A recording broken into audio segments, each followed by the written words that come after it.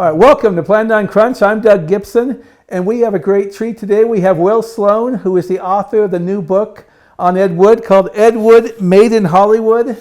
And I was cajoling your publishers to get it to me in time, and they did. So I really enjoyed reading it and everything. By OR Press, right? That's what it's called? That's right. Or Books. Or Books, okay. Yeah. And I will... Who also put out Blood Splatters That is quickly, yes, which was... Yeah. Boy, I got to tell you, those stuff that Bob Blackburn has put out is just must-have stuff. From Blood Splatters Quickly, even to the more recent one where he's just doing the nonfiction. Fascinating stuff. There's amazing stuff in there for sure. I relied on those books a lot. So yeah, God bless Bob Blackburn. I hope there's more. I think they'll find some. Let me tell a little bit about Mr. Sloan. You have written for the New Yorker, and you're in Toronto. You've written for the Toronto Star, and Sight and Sound, and did I say this right? Jacobin magazine, or Jacobin? Jacobin. Yeah, I'm just not on my history. I do watch Outlander. Okay, but anyways, that's a joke. All right, so and you also do a couple podcasts, and you've co-wrote some books. And tell me, when was the first time you saw Plan 9 from Outer Space? Well, when I was about 6 or 7 years old, I asked my dad, what's the worst movie ever made? And I think I asked him because you just assume when you're 6 or 7 years old that your dad knows the answer to everything. And he said Plan 9 from Outer Space. And I think he said that, I don't know how conscious he was of Plan 9, but he'd probably seen the Tim Burton movie, which was a new movie at that time. So I remember renting Plan 9 from Outer Space from Blockbuster. And I still remember that viewing very vividly. When you're that age, I think it's very exciting to look down on a movie. It's very exciting because you have so little power when you're 7 years old. So it's exciting to feel you're smarter or better than something that an adult made. So yeah, I remember very vividly that first scene in the or that early scene in the cockpit where they see, the first flying saucer on a string. I remember being really confused by my dad explained to me the gimmick of Lugosi and Dr. Tom Mason behind the cape and everything, but I was really confused by that scene where you see Lugosi leave his house and there's that, the frame just pauses while there's the sound of a car crash over it.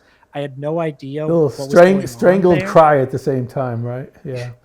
Yeah, and then it cuts immediately to traffic. And I still remember after all these years, just the confusion, the bewilderment of that series of shots. But yeah, that was the first viewing, and Ed's been with me ever since. Yeah, I got along later. What inspired me to even know about this stuff was the Medved books. All right, I know people make fun of them, but without the Golden Turkey Awards, I wouldn't have known what Ed Wood was or anything. And we had something called Channel 52 in Los Angeles. I grew up in Southern California, and they would show Glen or Glinda, and I had no idea who made this movie. I'm looking at it saying, this is weird. Not in a bad way, it just is weird, okay? But that's interesting because I know that Plan 9 used to show in Southern California on TV a lot. It did. In fact, the very first time I saw it, though, was Movies Till Dawn on Channel 13.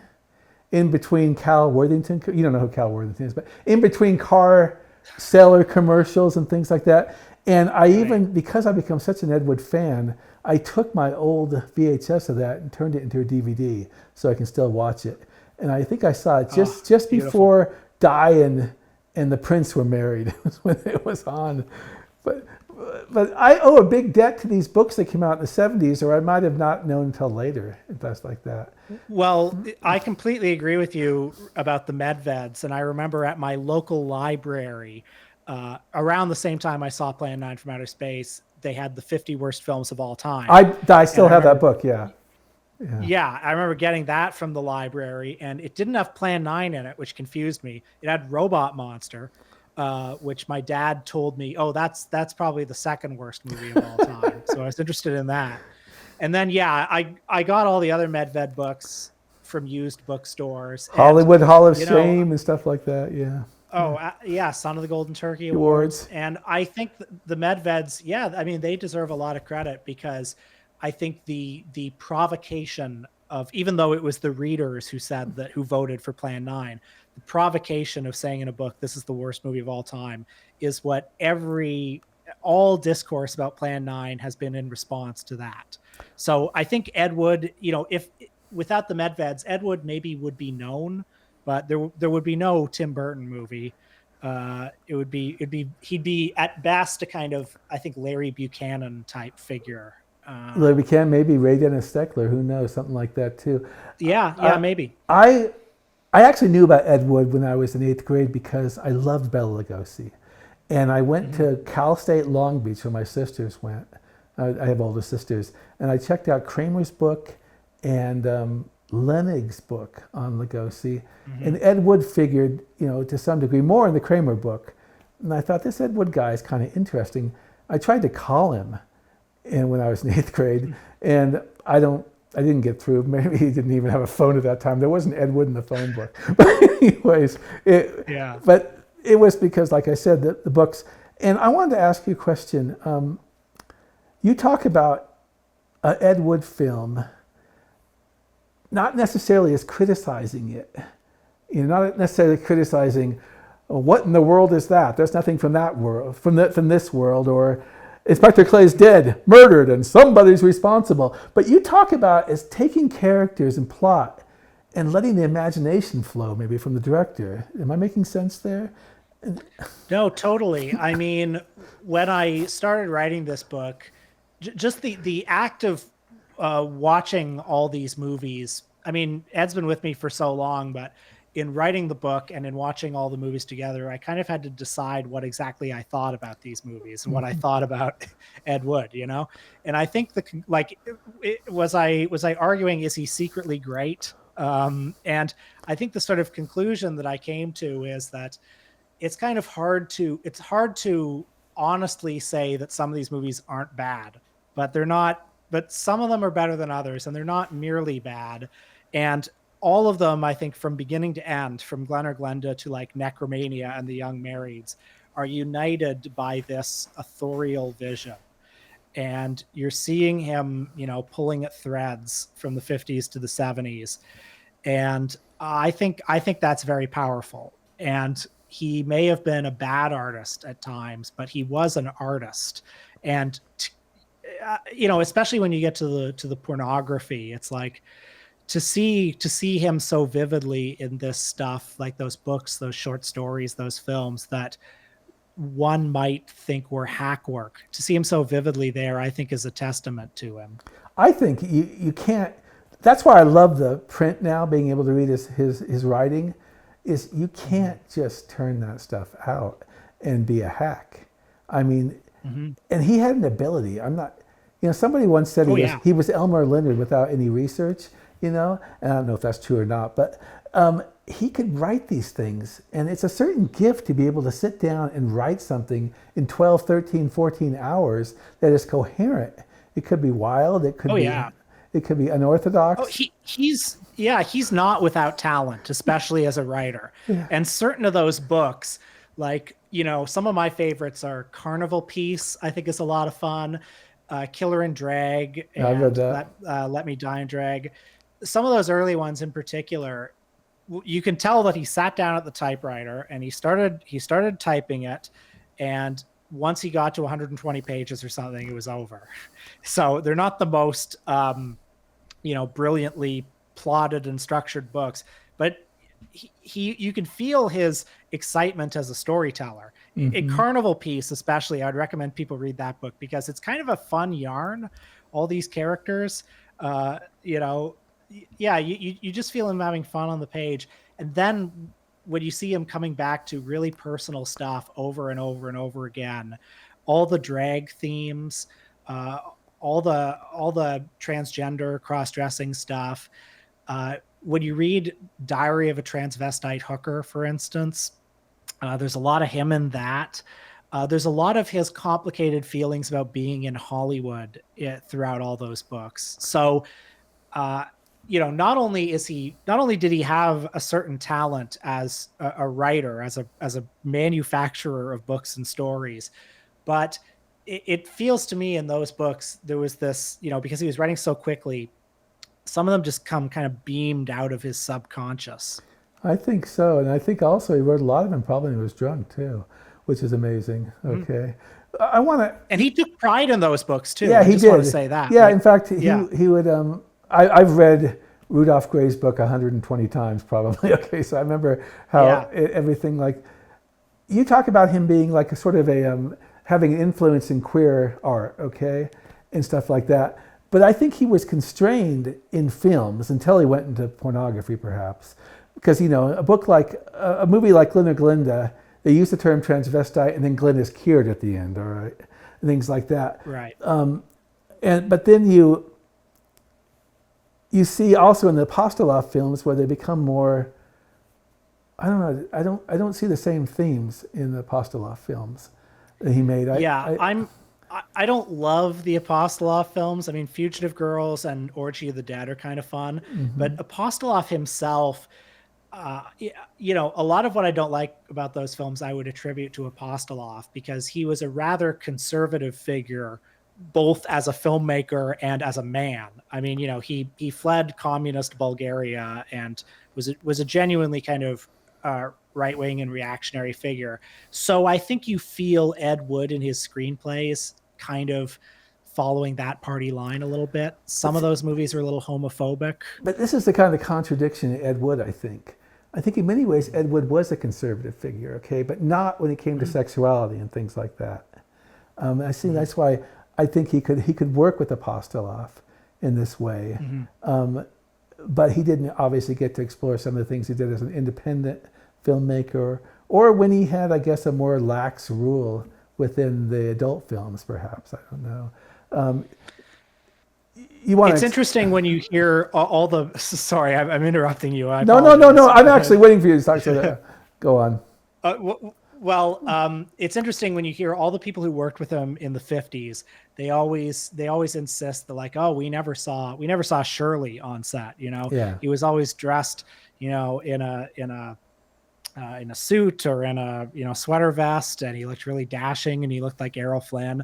I think it's interesting that by the 60s and 70s, you read the testimony of people who worked with him at Pendulum Press or were on the set of some of those movies, and they were like, oh yeah, he was wandering around in high heels in the office. He had a little baby doll outfit that he wore. So, for years, a lot of this later stuff was dismissed as kind of the stuff he had to do to pay the bills. But I don't know, you watch a movie like Nymphocycler, and he seems to be having the time of his life in it. And in some ways, I think, it's complicated because all that stuff is closely linked to his downfall, but also in some ways, I think he felt safer in that world to sort of express certain sides of himself. It's interesting. You talk about something I learned for the first time reading your book, that Joe Dante was at an event. I'm correct on Dante, right? The director of Schlock. That's correct? Right. Okay, he was at an event. Oh, John, you're thinking of John Landis. See, I blew it already. It's not Joe Dante. Okay, Joe Dante did a blurb for your book. Okay, so John Landis. No, Joe Dante didn't, but I wish I would love it if you Why would. do I know? Why is Joe Dante coming to my mind right now? Maybe I read. I'll tell you why. Because Joe Dante was the one who encouraged Paul Marco, Kelton the Cop. Okay. Well, it was John Landis. Bring the brand back. This really tugged at my heart when they're at this event, and John Landis goes, "Oh, you're the guy who made all these movies." I mean, Wood must have been thrilled to hear that. Don't you think? I think he probably was. I mean, apparently, like anytime, I think, oh God, who was it? One of the guys who wrote one of those Lugosi books from the 70s. It wasn't Kramer. It might have been Lenig. Arthur Lenig. Not Lenig. It was the guy who wrote the films of Bela Lugosi. Oh, that's Bojarski.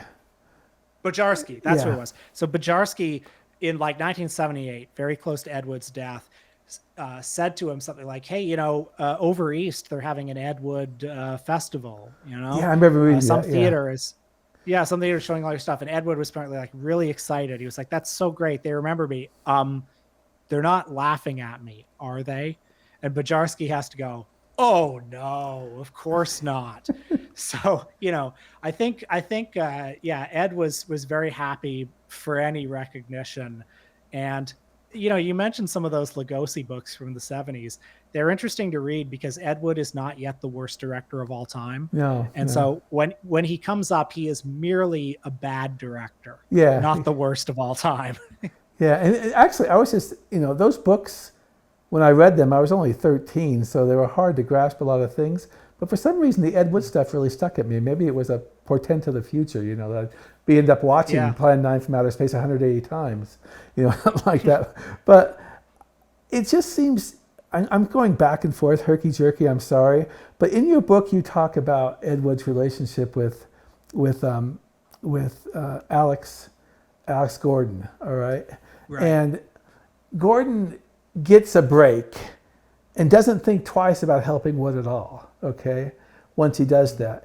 And then he spends a lot of time in the six. I'm not an Alex Gordon enemy or anything, but he spends a lot of time in the 60s and 70s telling people that he didn't do any of this stuff. And then I'm reading Cult Movies magazine in the 90s where he's claiming he did everything. And the whole thing looks to me like Ed Wood, despite his quote unquote failures in life, achieved celebrity for a lot of people who consider themselves far better than Ed Wood. Is that making sense?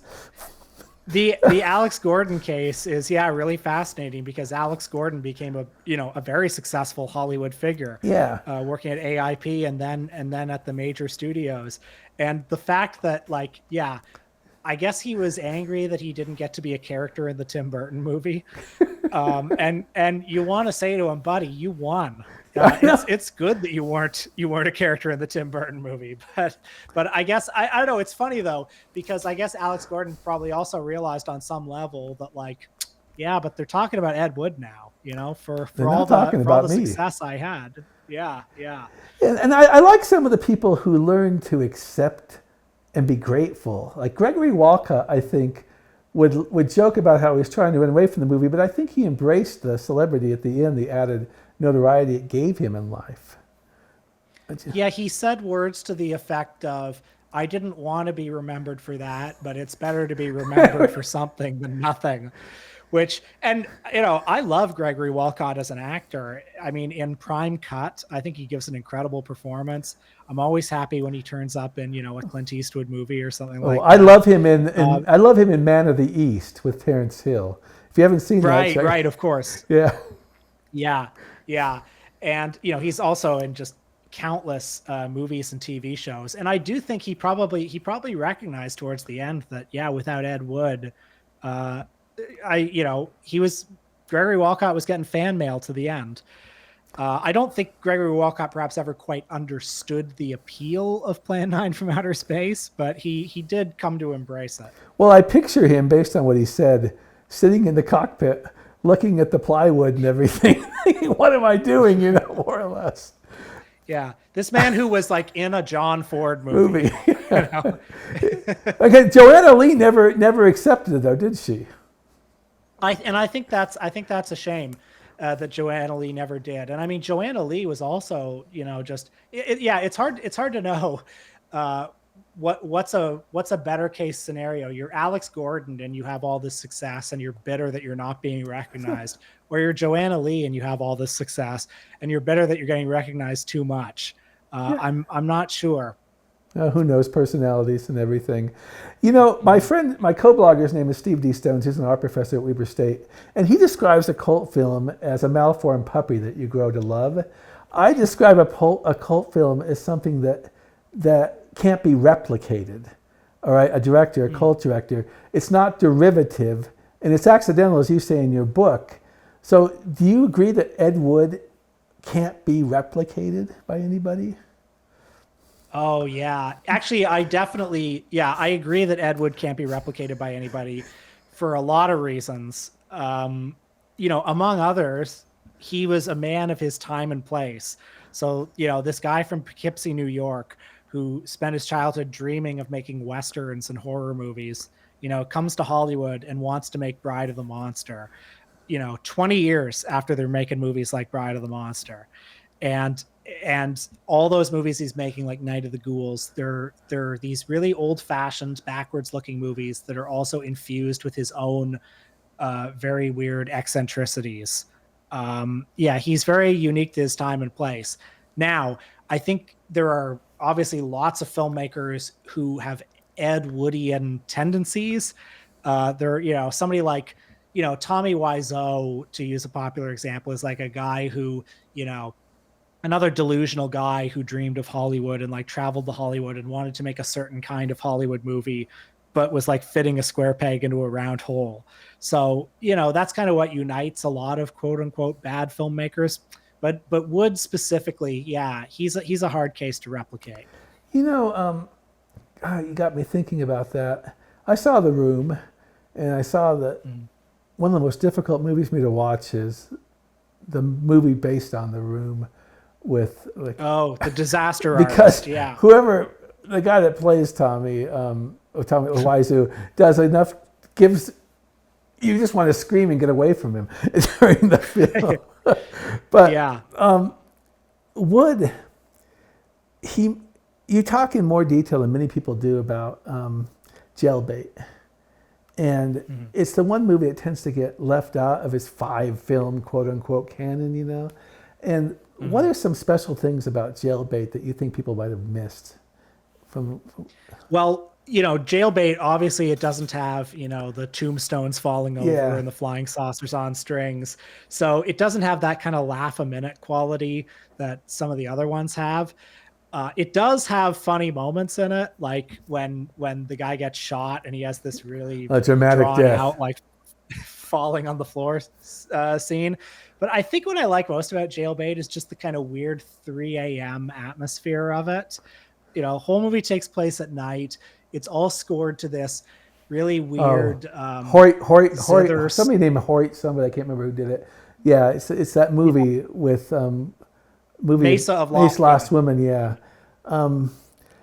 it seems like Ed Wood doing film noir in that movie to me to some degree. Absolutely. And I think the fact that it's like a film noir movie that was really made in the gutter, it has a real kind of gutter Hollywood texture to it that I kind of respond to. And the fact that like it's really badly directed, frankly, like some of the actors are okay. Like Timothy Farrell's okay. Theodora Thurman's good in it. Lyle Talbot gives his usual like workmanlike performance. Some of the actors are really bad though, like Dolores Fuller and the future Hercules George Reeves, and I think it feels kind of as otherworldly as the Plan 9 Cemetery does at times. It feels like this lost souls circulating at 3 a.m. in Hollywood. And you can store a dead body in the closet for several days. That.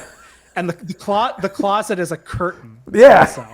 I love the suspension. I also go on.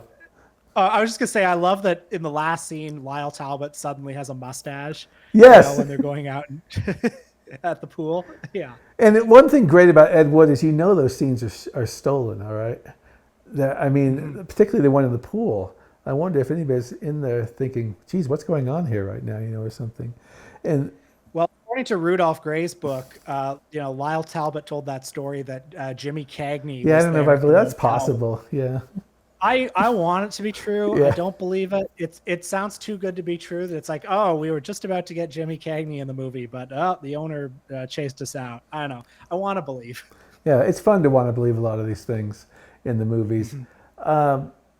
You think Bride of the Monster is probably the most conventional film he made?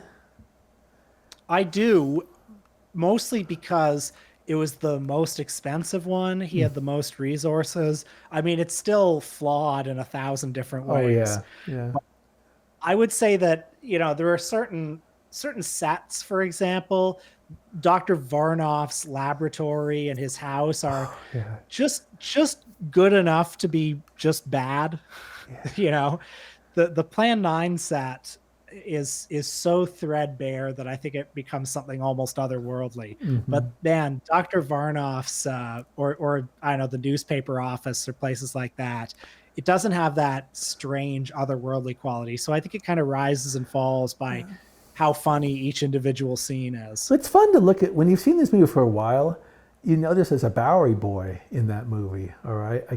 Oh, really? It's the one with the it's Whitey in the Bowery Boy movies. I can't remember his name now, but he's the guy arguing with Kelton in the beginning. Oh. And you'll know. Wow. I can't remember his name. And then there's you see certainly you've noticed Conrad mugging in the background. All right, just to get in the film. All right, as somebody, and it's like Wood worked very hard to get his troupe or into film sometimes, didn't he? Just get them into movies. You see Mona McKinnon with a brief part in Jailbait and stuff like that. And so did he have? People talk about a Wood's gathering of people, and in your book there's actually something that really surprised me. I may have read it earlier from Kramer, where he has everybody over to see Plan 9 from Outer Space, Criswell down to Vampira, and they're all sucking up to him, which was very interesting. That's what Kramer. Yeah, that's what Kramer said. Yeah. He had this account that he had Paul Marco and Vampira and Lyle Talbot. I wish Kramer was here. I'd like to ask him about this. I interviewed him last fall, so you can find it on Plan 9 Crunch. Oh, okay, great. Yeah.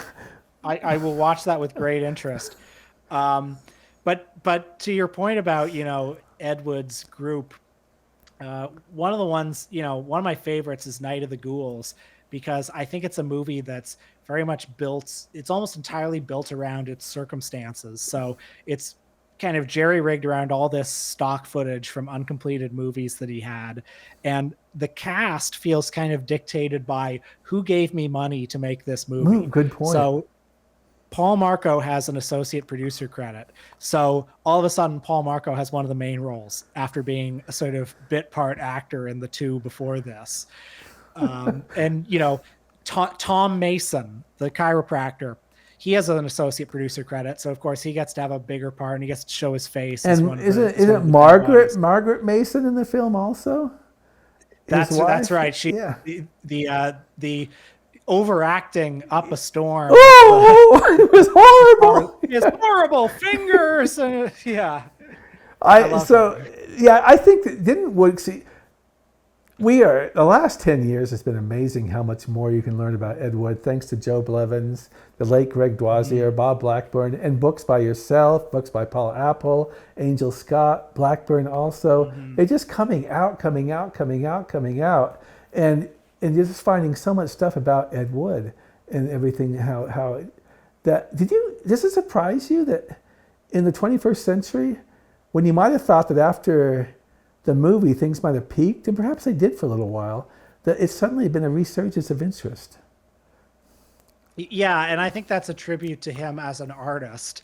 I mean, there are a lot of factors there. I mean, Glen or Glenda is the one that's, I think, the most sort of, or has been the most ripe for reappraisal, just because there's been so much more interest in queer cinema and transgender stories over the last decade. So that one has been sort of, the audience for that film has completely changed over the course of 40 years. I've seen Glen or Glenda with audiences now, and it does not get the sort of laughs that it probably got in 1980. But also the sheer discovery of all these lost and unseen movies. Take It Out in Trade is obviously a huge one for that. I want to talk more about that movie too when we have a chance. Definitely, go on.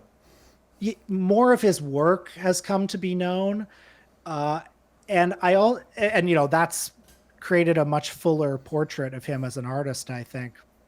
And also, I just think among people who are interested in exploitation movies and sort of trash cinema, paracinema, whatever you want to call it, I think maybe people are a little more interested in asking certain ideological questions about films and filmmaking than they asked when the Medveds were writing their books in 1980. Because it started with mocking. All right, started with mocking. People would go up there. I think Rudolph Graer has a great line about Jackals of Burgo or something like that, I think. But Jackal's a bourgeois yeah, sensibility, I think he yeah. said, yeah. And so, but now it's gotten. And by the way, I know Harry Medved a little bit, and he's a really sweet guy, and he loves these movies. Oh yeah. And he's got a lot of sympathy for Ed Wood as a outsider artist. So Well, I just want to say that I'm in debt to the Medveds. I mean, they may have got some things wrong in the books, like he never said kitchen, and stuff like that. But they got me interested in Ed Wood, and I wouldn't have seen these movies for a long time. So I want to go back a little bit to Night of the Ghouls. I'm one of the few people fortunate to have Revenge of the Dead Blu-ray, by the way, and I watched your commentary, very good, and everything. And also, you did the Paul Kelton thing, also, right, on the extra there. That's right. You got to tell me something. Yeah, we did that. Your first article in Film Facts, the interview with Paul Kelton. How was it? Oh, it was great. So I was 16 years old, I think, and at that time I was collecting autographs from the surviving Ed Wood people. Mm-hmm. So I've got Gregory Walcott's autograph, Conrad Brooks, and Paul Marco wrote this beautiful. I've still got it framed in my home. This signed picture with a signed business card, and the business card had his number on it. So I just called him up one day and did an interview with him. He was very nice. Couldn't have been more pleasant. And I sent that to Film Facts magazine.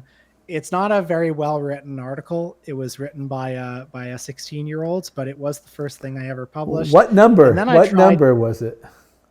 Oh, so I can't remember that, but the issue, it has Invaders from Mars on the front cover. Okay. So if any collectors want to go out there and find an example of my juvenilia, there it is.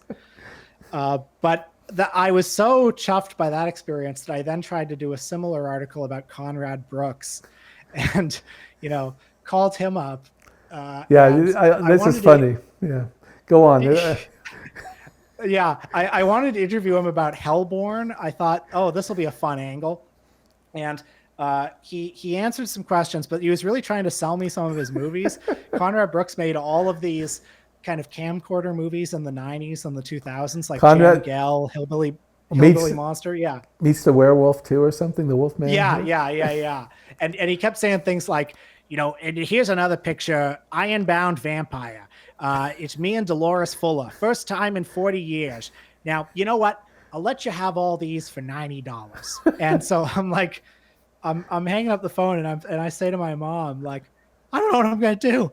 I promised this man I'd send him $90. I don't have $90. and my mom was like, that's a con man. Don't worry. You don't have to send him money. Just forget it.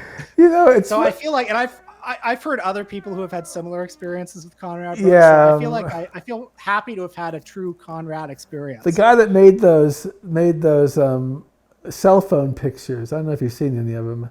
Can't remember his name, but he made of some of Ed Wood's books. They don't really resemble the books. You know who I'm talking about, right? Oh God, I'm not sure I do. I'm sorry. Shoot, and I don't have his name right now. I'm a Facebook friend with him, but they're really low budget films. One is one of it. They're made for like $100 or $200. I'll have to email you some information or a message you the books. He had an experience with Conrad Brooks trying to sell him stuff also.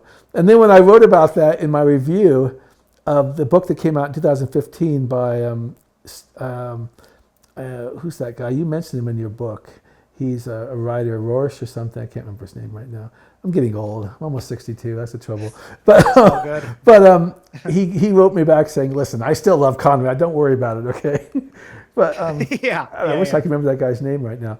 But let's get back to Night of the Ghouls, because Night of the Ghouls is, to me, and Buddy Barnett said the same thing. I asked this question to everyone: what is the movie that you like more every time you watch of Ed Wood? And mine is Night of the Ghouls. Oh, absolutely. We are completely 100% in sync on that. I mean, it's got an insane atmosphere. I've often said that there's no other movie except maybe for David Lynch's movies that feels more like what a dream feels like Yeah. than Night of the Ghouls. Like Dr. Acula's house, just the bizarre geography of it, the kind of senselessness of it, that feels like a dream space to It me. does, doesn't The it? way that it goes off on these strange detours, like the juvenile delinquency thing in the first act, or all the integration of all the final curtain footage. So many different like strange It's styles of fantastic. filmmaking. I'm glad that Ed Wood didn't take that stuff out. He writes he was going to take all that stuff out. It would have lessened the film, I in my know. opinion. And you go into the police station, and there's a drawing of Ed Wood, rather than a wanting. And then my co-blogger and I just laugh at the fact you walk into the inspector, and there's really not really doorknobs. Okay. Oh man. And you go into in one of their offices, you like the guy's sitting at a desk and behind him are a bunch of mattresses like Yeah, stuck to the they're walls. I guess hilarious. because they filmed it at a recording studio. And Ed's just like, don't worry about it. I think that's why there were so many curtains everywhere in that. It's just like we can't build sets, so we just And got the curtains. seance scenes are the guy talking and things. It's just so, I hate this word, but I'll say it, surreal. Okay? It's just so bizarre. And I think maybe once a month I watch that movie. I just can't get enough of it and everything. Oh, the guy I was talking about, his name might be Andrei Perkowski or something. Name sounds somewhat Oh familiar. goodness. It does sound familiar, but yeah. I can't quite Yeah. place it. Apologize if that person is watching. Yeah, well, I watched one of the films, and they're a struggle to get through, but at least I admire the effort trying to do some of this stuff. Sure. And actually, Amazon had it on one time, so I just paid $1.99, whatever it was back then. So, what do you think of? Well, I want to get more into the Night of the Ghouls. I'm sorry. You have said that there Sure. is clearly scenes from the Final Curtain. I know that, and I was so happy we found Final Curtain. That's fantastic. But I believe that there are scenes from the night the Banshee cried in that film, and I believe the woman you see in the cemetery is different from the woman you see attacking the young girl. What do you think of that? That feels right to me. Frankly, I'd never considered that as an option the night the Banshee cried, but that would make sense to me because it's such a different looking scene than everything else. Yeah. And also like Jeannie, I'm forgetting Stevens, her name. Jeannie Stevens. Jeannie Stevens, who plays Yeah. the Black Ghoul. Like she's not actually in that footage. I think it's probably Ed Wood. I think it is Ed Wood. Yeah. Yeah. Yeah. But so it's clearly from a completely different project. So I think we might find another film sometime. It could be The Night the Banshee Cried. Although if they didn't have it when they found the other one, it might be gone for good. I hope so. And hey, what else are we missing? We're missing Boots. I've heard encouraging things about Operation Red Light. I'd like to see that. That may exist somewhere, at least in part. And yeah, I don't know. I've frankly gotten used to new Ed Wood movies being discovered over the last 15 or 20 years. Found a lot, haven't they? I'm constantly waiting in anticipation for the next one to turn up. Well, even though these weren't lost, a lot of things showed up on YouTube that you couldn't see before, like the trick shooting with Kenny Duncan and those shorts. The sun was setting. Sun was setting, and even the commercials now I think you can see on YouTube now. And I wanted to know, do you think, I want to ask you a couple questions that people, how much of Ed Wood do you think is in Revenge of Dr. X? That one, I don't feel his presence strongly in it. I think that's a fun one if what you're looking for is like kind of a fun 50s style throwback monster movie. I mean, you can't not like it. At least I can't not like it. I enjoy it. yeah, it's a lot of fun, but I don't feel the passion. I kind of put it in the same category as something like, even though it's a completely different movie, something like Shotgun Wedding. Yeah, I bought that too, and you're right. Mhm. It's got. But I do hear the guy say facts a lot in Revenge of Dr. X. And Wood is a facts guy. He says that quite a few times. Because I've been trying to buy everything. You've got me now searching for Meat Cleaver Massacre. Because I had no idea Ed Wood might have directed that. Well, shout out to Andrew Rausch. That's the name I was thinking of. The 2015 book. Oh, that's who it Yes. was. Okay. Andrew Rausch did some very impressive research. He talked to some people who worked on that film who said, oh, yeah, they brought in Ed Wood as a still photographer, and he ended up having to take over the movie. And this was in 1977, I want to say. That's very near before he died. Yeah. And I mean, you watch, I don't feel a lot of Ed Wood in that movie either, frankly. Although if he did partially direct it, and I see no reason to think he didn't, hats off to him. He did a pretty commendable job. It's a perfectly, solid, trashy 70s horror movie. The tombstones aren't falling over. So, he got the job done. Now, some of his movies, like Love Feast, which is with Take It Out and Trade, that's why I've seen it. It's nice to see Ed Wood acting, but it almost breaks my heart seeing him in that movie a little bit. Do you think Ed enjoyed it?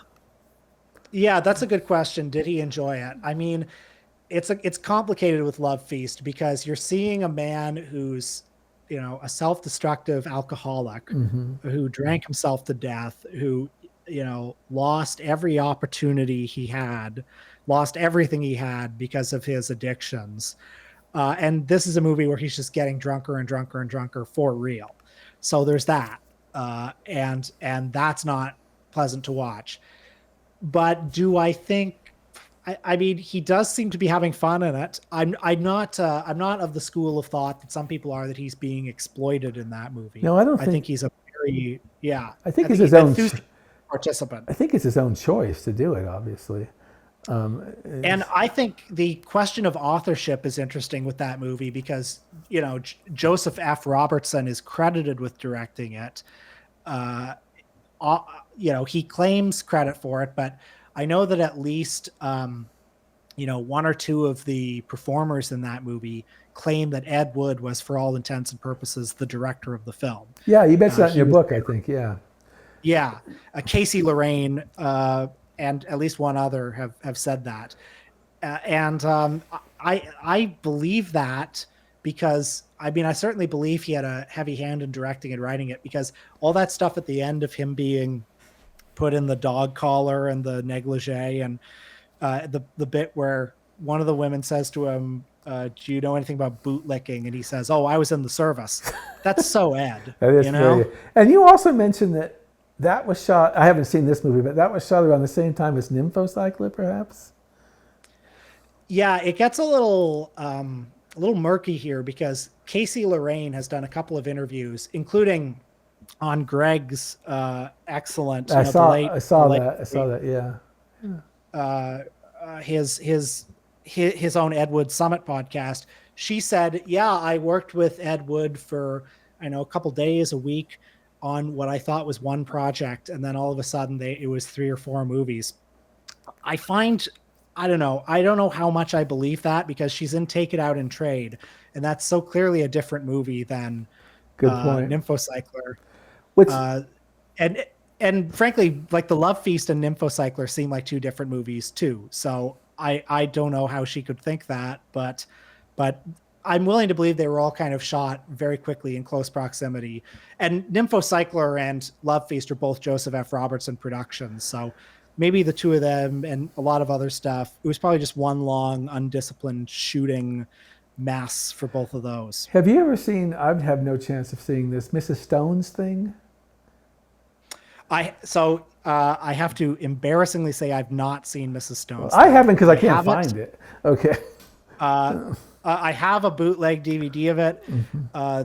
the reason I haven't seen it, folks, full accountability, is because I ran out of time before I had to send in the manuscript. So that was my one. Because I noticed that film wasn't in the book to much degree. Yeah. So you got me on that one. But I mean, he didn't write it. He didn't direct it. He never claimed credit for it. He's just in it briefly. That is one blind spot I still have. Well, I'm not blasting you on that. I was just wondering, what do you think of Edward as an actor? I like him as an actor. I mean, we didn't. I don't know what the full range of his talents were. I think he's okay in Glen or Glenda, frankly. That scene where he says, "My mind's in a muddle like a thick fog." I think he's quite affecting in that scene. Mm-hmm. I think in Fugitive Girls, he's kind of great. I think he is great in Fugitive Girls. Doesn't he have station attendant? Yeah, and he's also the sheriff, right? Yeah. And he's a voiceover too early in the film, right? That's right. And he narrates the trailer too. Yeah. So you wonder. And in Love Feast and Nymphocycler, like he's certainly got presence. He's certainly confident on screen. So I like him as an actor. I wish he had done more. I think he wanted to be an orator, though, didn't he, to some degree? He wanted to have control of his films and things like that. Angel Scott in her book doesn't really focus much on the end, but she seems to think a vice hit him. And he just couldn't, at that point, he couldn't stop drinking. I don't know if that's true or not, but he would work whenever he could. And one more thing I want to say, well, I still want to talk more in detail about one film, but I think a lot of his movies later in his life, he didn't have much time to put them out, right? I mean, 1 or 2 days. And so I wonder how much he was able to get of his vision in. And it seems like he got some in Necromania, but some of these loops and stuff like that, if you've seen them, do you see any of Ed Wood in those? Well, when you get to The Only House in Town, that movie is clearly unfinished. And it's funny, he wrote some things. He wrote at least one article in one of the magazines that he wrote for, sort of like fake review of the movie, writing as a critic. And it feels like this review was written before the movie was made, because he was like, oh, you got to check out this movie, The Only House in Town. It's got ghosts. It's got bootleggers. It's got this. It's got all this stuff. And you look at the movie and most of it's not in the movie. And The Only House in Town, there are all these moments that seem to be like, it just looks like a raw assembly of footage. It feels like there should have been some narration or a couple of extra scenes to make it all make sense. But probably somebody at Pendulum Press was just like, good enough, put it out. As for the loops, I mean, that's the real final frontier of Ed Wood's scholarship. I know that Greg used to write these incredible blog posts, God bless him, analyzing all of the subtitles. Well, he would analyze what was on the wall in those things, Yeah. And he's the greatest there has ever been and will ever be in terms of Ed Wood scholarship. I think Ed Wood liked making movies, and so he was probably happy to be making those movies. Every now and then you get one, like I think there's one called Devil Cult. There's what that has a kind of like seance plot in it. Ed Wood. There's the Jailer that he's in, where he plays the Mexican jailer. Every now and then you see one where you can see a little spark of his personality. But the loops I definitely recommend, only to even I can't find, a lot of art in those. Okay. But the one movie, I think, the one adult film he really got to put his stamp on because he had time was Take It Out and Trade. And I know it's your favorite, right? I like Take It Out and Trade, and I actually think it's kind of a good movie. So do I. I think it's funny. I think it's like a Matt Helm, an almost X-rated Matt Helm movie to some degree. Although he's not Dean Martin, that guy actor, but he goes. It has Michael Donovan O'Donnell. Yeah, it takes you all around the world, at least on a low budget, where they show you like airlines and things like that, and it has some of Ed Wood's stock in it too, doesn't it? Like you get to see Duke Moore, isn't it, right? It's great seeing Duke Moore. I think it's kind of I think it's kind of a good movie because it's funny. It has a lot of fun with its low budget nature. The scenes where he's flying to Paris and, Ed Wood will show you, he'll be outside the fence at LAX showing a plane taking off, and then it'll cut to somebody in front of, a poster that says Paris and they're holding a baguette or something. I mean, that's funny.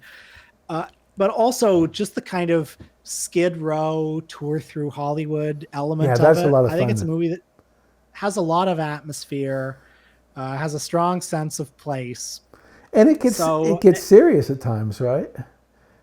You know. yeah, I mean the scene where he goes to see sleazy Maisie Rumpeldink. I'm talking about Ed Wood as an actor. I mean, who can forget his performance in that movie? I think he's Surely he's very fantastic in that film, isn't he? He's really, really good. Bob Blackburn just published a photo on Facebook of Ken Duncan's. It may have been the wake or after the wake, and it was interesting to see what's the actress name? She was Nona Carver. Nona Carver is in that photo, and so is Bela Lugosi's last wife, Hope Lininger, which kind of amazed me. I was interested to see her in that photo. Yeah, that me she too. kind of hung around. Yeah. It just brings the surprise that I think Ed had a bigger reach of friends than people might have assumed late in his life, the last 7 or 8 years.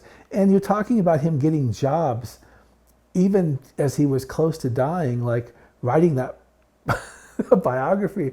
Was it the screenplay biography of the football coach? Yeah, and so that's right. Yeah, and getting the Meat Cleaver Massacre job and everything. And I mean, I hope one day we could read his Lugosi post-mortem book. Do you think that's around? Because there's rumors that the Lugosis have it, but Bob Kramer said no, they don't have it.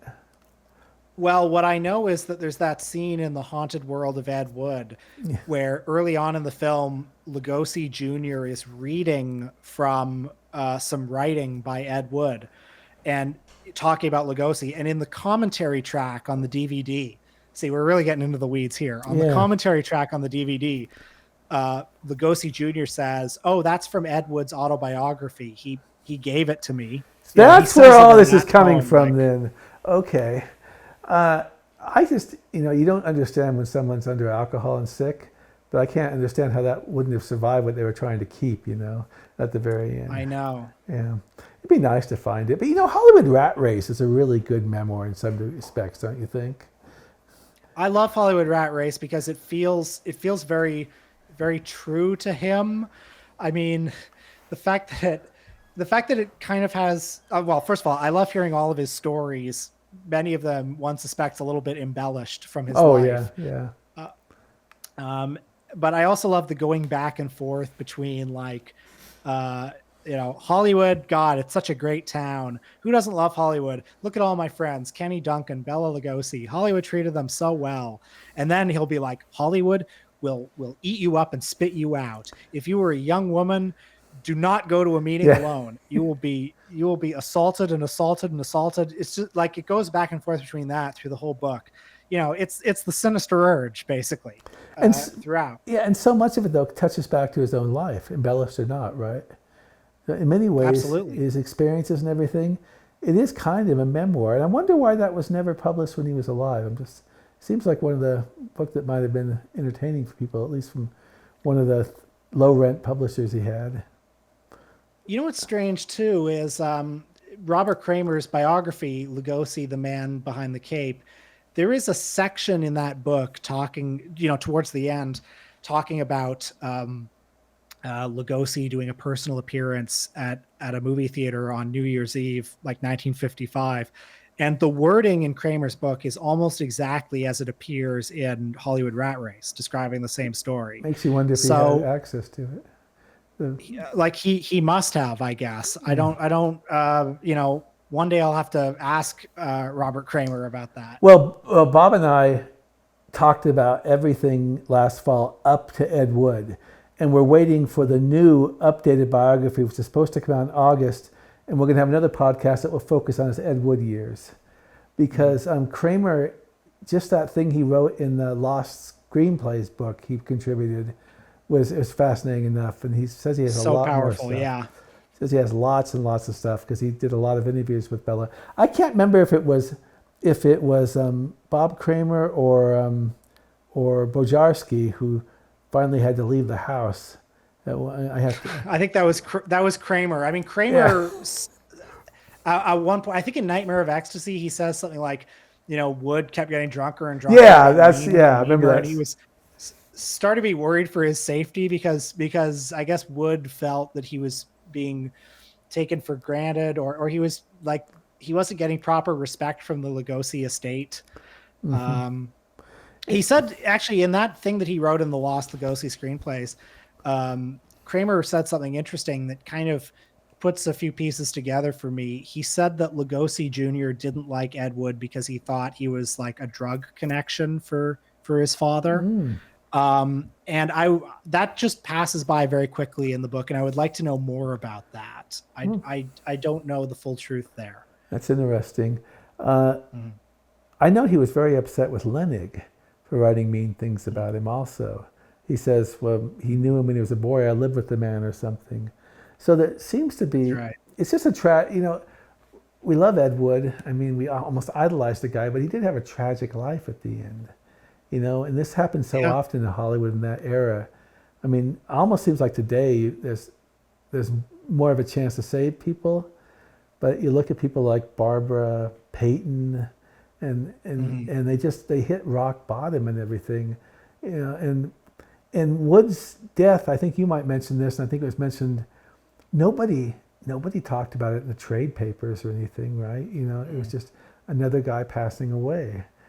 And what I find interesting is Wood's death almost corresponded with the death of the career of Stephen Apostoloff to some degree, because the kind of movies they were making were now being made by major studios, and when Apostoloff tried to make Hot Ice, Wood was too drunk to act, but then the film flopped also. I don't know. It's just me thinking. No, absolutely. And well, I mean, they were also they were getting it from both ends because studios were making better movies than them, but also there was hardcore pornography, which Stephen Apostoloff wouldn't do. He wouldn't. He was too proud to do that. So I don't think his wife would let him either. Okay. Yeah. It might have been that might have had something to do with it. Yeah. But Hot Ice was supposed to be his way out, and let's face it, it's not. No, it's not a very good movie. I mean, the skiing scenes sound like home movie. Look like home movies, if you're a trip or something. Yeah, it's like you're looking at a Stephen Apostoloff movie, and it's like, oh, what we really need here is this movie, but no sex. Just the horrible like dialogue scenes between the sex, and it's not even written by Ed Wood actually. I mean, I'm sure Greg did a very deep dive to find. Oh, I love that book. It's really interesting. Yeah. But it's not even written by Ed Wood. So Hot Ice has so little to recommend in it. No, it's not a good book. Apostoloff is another guy who I think got kind of jealous of Ed Wood in the 80s and 90s. Understandably so, because when you see his interviews, there's a kind of pride in him where it's like, look, I was a real director. I was competent. My movies were in focus. I knew how to manage a team. Ed Wood couldn't direct. Why is Ed Wood getting all this attention? And, it's just something that he didn't have, that Ed Wood was just gifted with, that his films were memorable no matter how poorly technical they might be and everything like that. And even what do you think about the films that Ed Wood wrote? Like for example, The Bride and the Beast, or I've never seen the one with Johnny Carpenter. I don't know if it's even available, the Western. Oh yeah, the early Westerns. I mean, The Bride and the Beast I love. I think The Bride and the Beast feels like a real Ed Wood movie. Yeah. And it's interesting that motif of, a gorilla carrying a woman back to the jungle would recur later in 1 Million AC/DC. He was really hung up on that image. I mean, the movies that he wrote, you can get really into the weeds of watching, like I did my due diligence and watched Revenge of the Virgins again, and I found nothing of interest in that one. But every now and then, like The Violent Years has a lot of fun stuff movie. in it. It's a lot of fun. I watched Revenge of the Virgins, and I agree with you. There was some kind of thing that might be an Ed Wood film, but I don't think it really is. But The Violent Years is interesting, and that gets us also to The Sinister Urge, which to me is Ed Wood's first foray into titillation to some degree, but also it's masked in moralism, which is probably something that was done a lot, even going back in the 40s and 50s, right? Where in order to sell a movie, you had to sell a moral viewpoint, and saying you were opposing what you were showing on the screen, right? And it's interesting because Nightmare of Ecstasy, of course, has that letter that he wrote to Anthony Cardoza, where he's quite matter of fact about it. He says, in the meantime, I'm going to do a sex film for another distributor, sex insofar as it can play in major theaters. Yeah. So he was under no illusions about what he was making, despite the heavy moralism of the film. What do you say in the book? You give the final dialogue in that film. What is it again? Oh God, it's like pornography, a dirty word for a nasty business. And then there's the scene where I can tell you that the pornography industry is far worse than any other kind of crime industry in America. You can't show me the crime and I can show you the dirty photograph that caused it. Yeah. It's almost like those two guys are low rent. Friday and Gannon's, more or less. Yeah. Although it wasn't Gannon in the 50s. I can't remember who Jack Webb's partner was in the 50s. But it has a lot to do with, I think, with those kind of Jack Webb type stuff. I definitely think so. Yeah. I like The Sinister. I mean, look, I like all these movies. I love them too. Yeah. The Sinister Urge is interesting because watching it and then rereading Hollywood Rat Race very soon after made me realize that The Sinister Urge, I think, is more personal than I had considered. There's a story in that movie of, a young woman who comes to Hollywood and immediately falls into, there are several young women in the movie who immediately There's one main one, though, they talk about, yeah. Yeah. Falls into the trap of Johnny Ride and his smut picture racket. And this is the thing that he's talking about in Hollywood Rat Race over and over again. Hollywood Rat Race, which is written for that, Angora sweater wearing prom queen from the Midwest who's thinking of coming on the bus to Hollywood, watch out. There's definitely a strong element of that in The Sinister Urge. Wood has some one-shots in this film that leave an impact, like Valda Hansen in Night of the Ghouls, although she was, she had a career with other low-budget people. But I can't remember her name right now. But no, her name is Jean Fontaine. I don't think I've ever seen an actress like her in a film where she plays the main pornographer. I mean, she's almost feral in that film, and she wears outfits that make her look like she's about to explode. And that last scene where, the police get her and she's like, no. I'd like she's to. Great. I wonder if people are dying out now, but it'd be interesting to interview her, whatever happened to her and things like that. Oh, yeah. Man, I'd love to find out. And the one I'm curious too about is that guy Dino Fantino, who's in The Sinister Urge. Yeah, I don't know if he's still alive or what. He may be. Maybe not. He'd be about 80 now, probably, maybe in his early 80s. But if you read Nightmare, or I read it somewhere that he got into Kentucky Fried Chicken franchises or something. I know that he appeared. He was at the Hollywood premiere of The Haunted World of Ed Wood in 1996. Oh. Even though he's not in that film, he was there. So that's my last confirmed sighting of Dino Fantini. Well, so much of the people Ed Wood are with intermix with other low-budget people. Like Apostolov had an ill-fated partnership with Harry Keaton, who is in The Sinister Urge. And Coleman Francis, made films that involved Tor Johnson, Conrad Brooks, and Anthony Cardoza and things like this. And Phil Tucker of Robot Monster was an Ed Wood associate. Phil Tucker worked behind the scenes on Plan 9 from Outer Space. That intrigued me when you wrote that, because I'd like to learn more about what he did, Phil Tucker, on the movie. There's a little bit in Joanna Lee's memoir. She writes a little bit about it. She writes a story, and this is in her memoir. So I don't know, take it with a grain of salt, but she says she only refers to him as Phil. But she says, this guy, Phil, who was, he was helping out on the movie. I think he was just, carrying stuff. He was just helping out because he was in the Quality Studios circuit. But he said, yeah, after the movie, which was a terrible experience, I went out and had a late coffee with Phil, who brought along his friend Lenny Bruce. So that's how you know it's Phil Tucker, because he was friends with Lenny Bruce. I've seen Dance Hall Racket. That's a fun film. So I like to think that maybe did Lenny Bruce, did he visit the set of Plan 9 from Outer Space? Probably not, but he was, according to her, he was around. He was in the orbit. What about The Flame of Islam? That's a movie that I guess they discovered might be a little bit short of something. That's right. So Flame of Islam, last year, a short was found called Cleopatra Follies. Yeah, okay. And this was attributed to Ed Wood because on his resume, he listed something called Flame of Islam.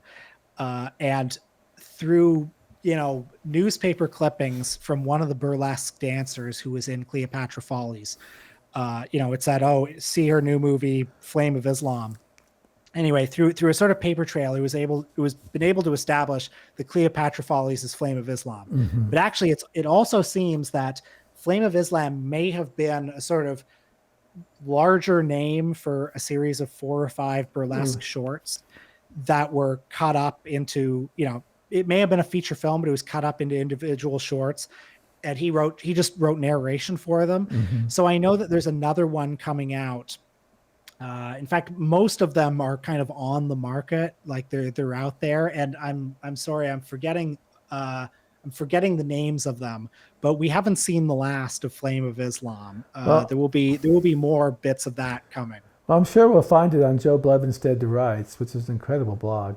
There was a bunch of Ed Wood blogs or websites in the 90s, but nothing like Dead to Rights. Incredible. I mean, it's awe-inspiring, and some of the entries. Some of the entries on stuff like Bloomer Girl or Meat Cleaver Massacre. All the entries on the loops are just incredible. I don't know. I could just say that it's incredible all day, and I would mean it. Some of those 90s websites, though, I mean, did you ever go to the Church of Ed Yes, Wood? I did. Yeah, and then you gave me the name of the guy who had the other Ed Wood website. I can't remember his name right now. The Hunt for Ed Wood? Yeah. And he's a member. He's a member of the group, I think, now, because I saw his name on Facebook.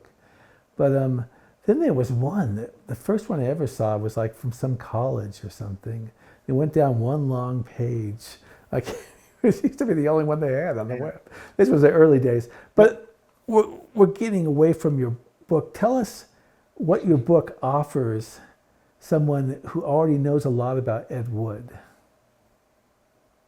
Well, my hope in writing the book was there's been, as you said, there's been this huge flurry of activity around Ed Wood over the last 10 or 15 years.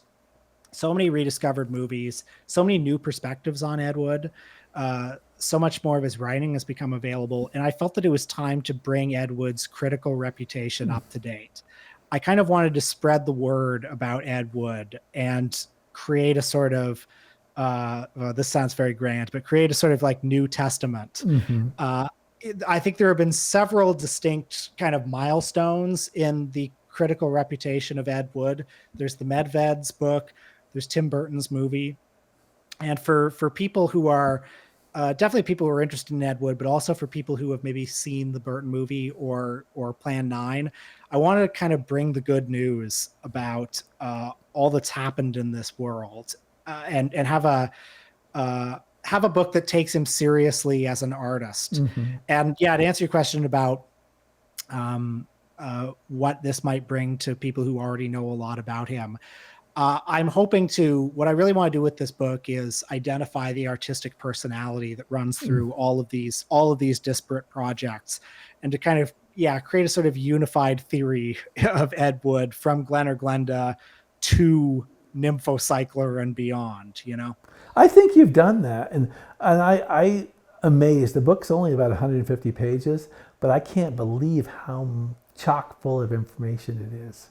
I learned so much more insights, plus absolute facts I hadn't known before for reading the book. Well, I can say that it's based on a lifetime of thinking about Ed Wood, and he's been with me. Yeah, he's been with me all my life, and as these new movies have been coming out, ever since Necromania was rediscovered, I've been kind of like eagerly putting all these pieces together. I think I saw So it comes from a lifetime of passion. I've never seen the full Necromania. I think I saw the one Something Weird released a long time ago. But since then, they got the whole movie, don't they? And they are finding new stuff, like you said, Ed Wood. You're hoping Operation Red Light might be found. This is a question I want to always ask, and I think you may have answered it in your book, but what's your favorite Ed Wood movie? I think it's got to be Glenn or Glenda. Mm-hmm. There's nothing else like it. Sorry to give a boring answer, but it's there's no other movie like that. Yeah, I'm gonna stick with there's no other movie like that, because I can either say that or I can talk for 10 hours. Yeah. So, well, it's like asking your favorite thing, and then there's like 10 second places, right? I guess I'd go with Plan 9, only because I like what Danny Perry wrote, where he thinks it's, although probably ignored at the time, it's Ed Wood's being subversive, all right? The idea that the authorities do lie to you and things like that. It's an amazing thing, isn't it? How in the last 10 minutes of the movie, the heroes are basically revealed to be the villains. Yeah, you put that out. Well, I love the line, you see your stupid mind. But then what did he do? He does something stupid by hitting him, right? That's right. The alien is just given this long, very reasonable and well-argued monologue about the solar manite, or the solar night, or the solar night. Yeah. And Gregory Walcott says, well, what if we do develop this solar night bomb? Like an even stronger nation than now. And the alien is so offended by this response. All he can say is, your stupid mind, stupid. I mean, it's great. When I watched the movie for the first time, I'm thinking to myself, well, they may have destroyed that ship, but they can come back. But it's funny though how Ed Wood will throw a curve. Like he'll have Dudley Manlove slap Joanna Lee silly when she tries to talk. So there's just so many different traditions and customs come in these films, and you see it, in Glenn or Glenda, things that seem to contradict today what they were trying to stand for back then. Well. Do you have any other future projects on the line right now? Oh man, so many things I want to do. I have many books I want to write. I haven't quite settled on a next project yet, but there will be a next project. Oh, by the way, I think the guy who had that website's name was Philip Fry. I'm not. Yes. Okay, I remember that name. Yeah. Okay. Yeah. Well, anyways, I've really enjoyed this. It's been a lot of fun. And we will have a link to the book. I know it's out right now you call it OR. I was calling it OR. Okay. OR Books. And it's all good. Well, I should say that, you can order it now directly from the publisher, and it will ship.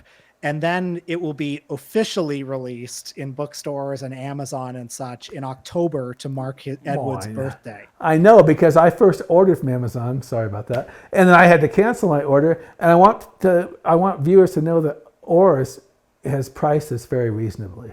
Okay. And in fact, you can buy the book plus I have both. You can buy the book plus the PDF for a discounted price also. And it's because I love having books like this, but I find myself going toward my phone more to read, to be honest. But it's also an age thing. At 60, at my age, they start to look a little more difficult to read this stuff in the book.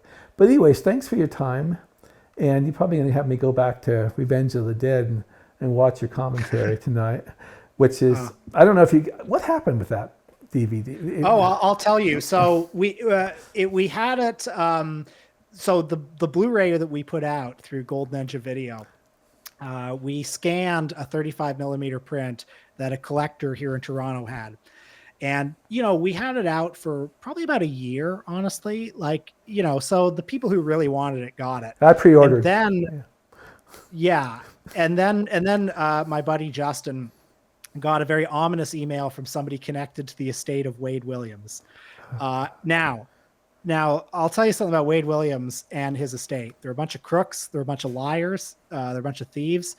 And it's very sneaky what Wade Williams did with Revenge of the Dead / Night of the Ghouls, because he made sure that no prints were in circulation, and he changed the title, and he put his own copyright notice on it. So his own altered version of the movie became copyright. But our print doesn't have any Wade Williams copyright notice on it. Doesn't have any copyright notice on it. So Wade Williams would not stand up to a legal challenge. Now, do we want to go 10 rounds with the estate of Wade Williams? No. Yeah. But it's out there, and like it will continue to be out there. And I think there are other people who are also like working on, people have worked around Wade Williams' estate, like Robot Monster, Invaders from Mars. All these movies have come out from people who Detour is another one that has been restored without the help of Wade Williams. Well, it always bugs me when I'm watching a Plan 9 from Outer Space, and I think I saw it on TCM like this.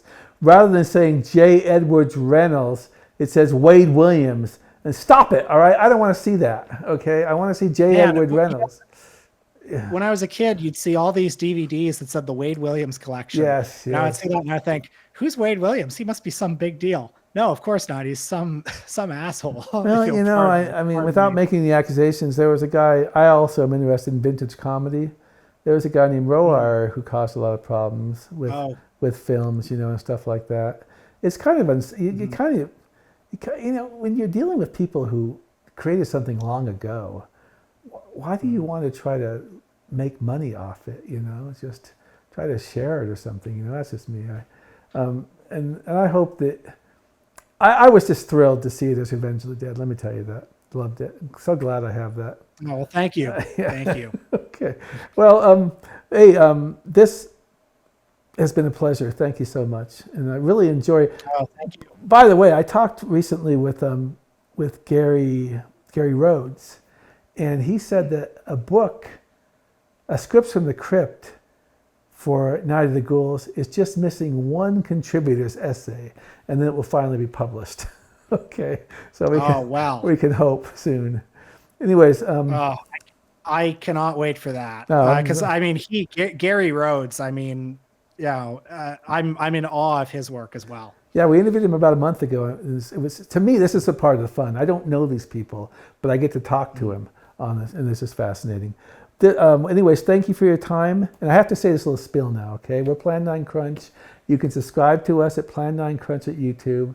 You can like us on, TikTok, which my daughter does most of them, although I've done some too. And we're a Plan 9 Crunch podcast and blog on Facebook. And the blog, the main blog, which Steve Stones and I started in 2007, is called plan9crunch.com. Has over 1,000 things. I'll probably post a review of this book sometime on it soon. But anyways, thank you very much. And that's a wrap.